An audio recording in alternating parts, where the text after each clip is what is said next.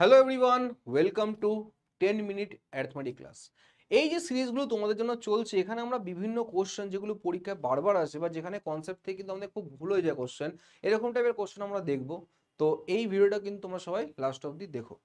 দেখো এই যে কোশ্চেনটা, এই কোশ্চেনটা দেখে অনেকে হয়তো ভাবছে যে এত সহজ কোশ্চেন আমি কেন করাচ্ছেন। এখানে দেখুন বলেছে একটা ব্যক্তি একটা জিনিস কিনেছে 27 টাকাতে, বিক্রি করেছে 10% লাভে। তাহলে বলেছে সেই সেলিং প্রাইসটা কত হয় বা বিক্রয় মূল্য কত হবে। এবার অনেকে আমি ড্যাম শিওরের যে অ্যান্সার যেটা দেবে সেটা হচ্ছে 29.70 কি, তাই তো? প্রথমবার হয়তো তোমাদেরও যেটা ভুল হয়েছে যে আমি 29.70 কি করে বার করলে এটা। 27 টাকা, তার উপর 10%-এর লাভ, তাহলে 27-এর 10% মানে 2 টাকা 7 পয়সা। তাহলে 27 টাকা প্লাস 2 টাকা 7 পয়সা মানে 29 টাকা 70 পয়সা, অ্যান্সার শেষ। বাট না, কোশ্চেনটা যদি ভালো করে দেখো, এখানে কি বলেছে তোমাকে, এখানে যে লাভটা হয়েছে সেই লাভটা কার ওপর হয়েছে? বিক্রয় মূল্যের ওপর বা সেলিং প্রাইসের উপর 10% লাভ হয়েছে। একটু ফর্মুলাতে আসি, কনসেপচুয়াল যেহেতু ভিডিও। দেখো প্রফিট পার্সেন্ট মানে কি হয়? প্রফিট বাই সিপি ইন্টু 100, তাই তো? যদি আমি লস পার্সেন্ট করি সেটা কি হয়? Loss by CP into 100। তাহলে এইখানে দেখো নর্মাল কেসে কিন্তু আমার যে প্রফিট পার্সেন্ট বা লস পার্সেন্ট সবসময় ক্যালকুলেট করার জন্য নিচে কিন্তু থাকে আমার কস্ট প্রাইস। সবসময় ক্যালকুলেট করার জন্য নিচে কি থাকে? আমার কস্ট প্রাইস থাকে। বাট এই কোশ্চেনের ক্ষেত্রে নিচে আমায় কি রাখতে বলেছে? এই জায়গায় যেটা হবে সেটা হচ্ছে আমার সেলিং প্রাইস। নিচে কি হবে? নিচে হবে এর জায়গায় সেলিং প্রাইস। মানে ক্যালকুলেট করতে বলেছে যে লাভটা হয়েছে 10%, এটা কার উপর? সেলিং প্রাইসের উপর 10% লাভ হয়েছে। সেলিং প্রাইসের উপর 10% লাভ হয়েছে। ক্লিয়ার? তাহলে স্যার এটা কি করে করব? আরো সহজ এটা। সবার আগে দেখো 10%, এই যে 10%-এর ফ্র্যাকশন কত হয়? আমার 1/10 হয়। তার মানে এই যে পার্টটা যেটা নর্মালি থাকে আমার কস্ট প্রাইস বা ক্রয় মূল্য, সেটা কিন্তু কোশ্চেনে বলে দিয়েছে যে তলার জায়গায় তুমি কি ধরো? বিক্রয় মূল্য ধরো। তাহলে এখানে এটা কত হয়ে গেল? বিক্রয় মূল্য বা সেলিং প্রাইস। তাহলে 10 টাকা বিক্রয় মূল্য, লাভ হচ্ছে কত টাকা? 1 টাকা। তাহলে 1 টাকাটা কি? প্রফিট হয়ে গেল। তাহলে এই যে ফ্র্যাকশন থেকে আমি যে জিনিসটা বার করতে পারি সেটা হচ্ছে আমার কস্ট প্রাইস আর সেলিং প্রাইসের রেশিও, মানে ক্রয় মূল্য আর বিক্রয় মূল্যর অনুপাত। তাহলে ক্রয় মূল্য কত আর বিক্রয় মূল্য কত? দেখো, যদি বিক্রয় মূল্য আমার 10 টাকা হয়, আলটিমেটলি হচ্ছে আমার 1 টাকার লাভ, তাহলে ক্রয় মূল্য কত হয়ে গেল? আমার 9 টাকা। তাহলে এদের যে অনুপাত আমি পেলাম, সেই অনুপাত কত পেলাম? 9 আর 10-এর অনুপাত পেলাম। এবার কোশ্চেনে কি বলেছে দেখো, কোশ্চেনে বলেছে যে আমার ক্রয় মূল্য যেটা রয়েছে সেটা হচ্ছে 27 টাকা, মানে কস্ট প্রাইস কত রয়েছে? 27 টাকা কস্ট প্রাইস।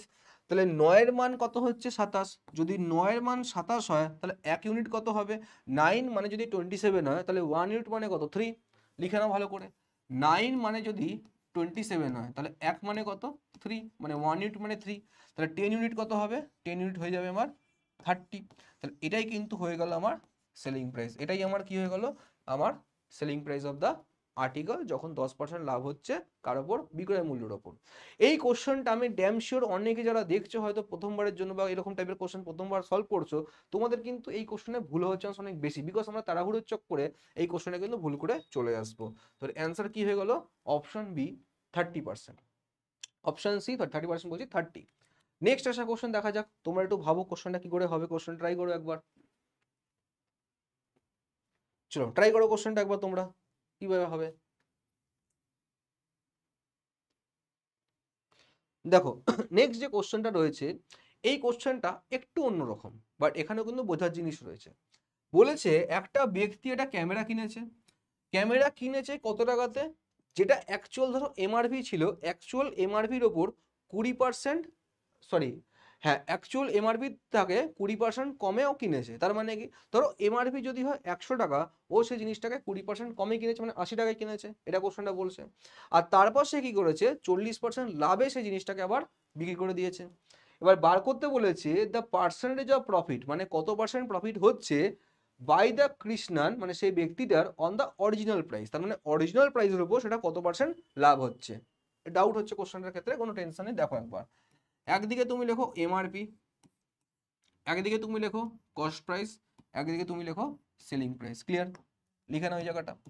এবার এমআরপি যদি হয় আমার 100, এমআরপি যদি আমার 100 হয়, ও 20% কমে কিনছে, তাহলে 20% কম মানে কত সিপি হয়ে গেল আমার? 80 টাকা। ক্রয় মূল্য কত হয়ে গেল? 80 টাকা। আর যখন ওই ক্রয় মূল্যতে বিক্রি করছে এটাকে 20% কত পার্সেন্ট লাভ করছে, 40% লাভ করছে। তাহলে 40% যে লাভটা হচ্ছে, এই 40% লাভটা কার উপর হচ্ছে, এই কস্ট প্রাইসের উপর 40% লাভ হচ্ছে। তাহলে 80-র উপর 24% 40% যদি লাভ করি, বা 80 40% কত হয় 4832 মানে 32 টাকা। তার মানে 80 টাকা প্লাস 32 টাকা করলে কত হচ্ছে 112 টাকা। তাহলে এখানে সেলিং প্রাইস কত হয়ে গেল, সেলিং প্রাইস হয়ে গেল আমার 112 টাকা। এবার যেটা বার করতে বলেছে কোশ্চেনে, সেটা হচ্ছে কি, সেই জিনিসটা হচ্ছে যে তুমি প্রফিট পার্সেন্ট বার করো কার ওপর, প্রফিট পার্সেন্ট বার করো যেটা ছিল অ্যাকচুয়াল তোমার কস্ট প্রাইস। অ্যাকচুয়াল কস্ট মানে কি, যেটা ছিল অ্যাকচুয়াল তোমার এমআরপি। তাহলে এমআরপি কত 100, লাভ হচ্ছে কত টাকা বা সেল হচ্ছে কত টাকাতে 112 টাকাতে। তাহলে এক্সট্রা বাড়লো কত, 12 টাকা বাড়লো। এই 12 টাকা ওপরই তোমাকে প্রফিট পার্সেন্ট বার করতে হবে, 12 টাকার ওপর। তাহলে প্রফিট পার্সেন্ট তুমি লিখে নাও, কত টাকার প্রফিট হচ্ছে 12 টাকার, কার ওপর, সিপির ওপর। সিপি কত আছে 100 ইন্টু 100, যেহেতু পার্সেন্টেজ করছি, এই জিরো কেটে গেল। তাহলে অ্যান্সার কি হয়ে গেল, কত পার্সেন্ট প্রফিট, না স্যার 12% প্রফিট। অপশন 3 হয়ে গেল এই কোশ্চেনের রাইট অ্যান্সার। তো এরকম আরো ভিডিও দেখার জন্য আমাদের চ্যানেলটিকে সাবস্ক্রাইব করতে পারো। এখানে বিভিন্ন কোশ্চেনের কনসেপচুয়াল ভিডিও কিন্তু আমি তোমাদের দেখিয়ে রাখছি, আর প্রত্যেকদিন কিন্তু নতুন নতুন কোনো কোশ্চেন ডিসকাশন করা হচ্ছে। তো থ্যাংক ইউ ফর ওয়াচিং, দেখা হচ্ছে নতুন কোনো ভিডিওতে।